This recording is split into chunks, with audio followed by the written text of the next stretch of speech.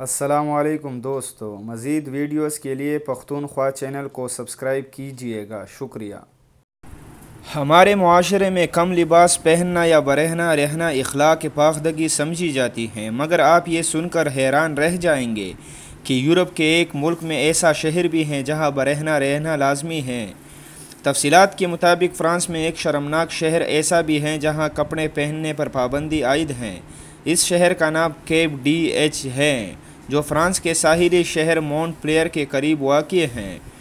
ساحلی شہر ہونے کی وجہ سے یہاں ہر سال موسم گرما میں ہزاروں سیاح آتے ہیں جنہیں اس شہر میں داخل ہونے سے قبل کپڑے اتارنا پڑتے ہیں۔ یہ شہر ایک معمول کے شہر کی طرح جہاں بینک، دفاتر، مارکیٹیں اور دیگر ضروریاتی زندگی کی سرگرمیاں معمول کے مطابق جاری رہتی ہیں، مگر دکانوں اور دفاتر کا تمام عملہ برہنہ ہوتا ہے۔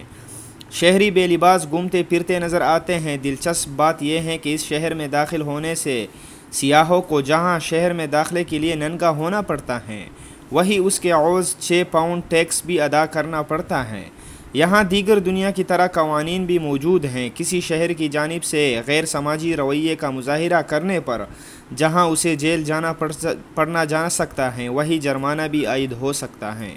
واضح رہے کہ کیپ ڈی ایچ شہر کو دنیا میں ننگوں کا سب سے بڑا شہر قرار دیا جاتا ہے۔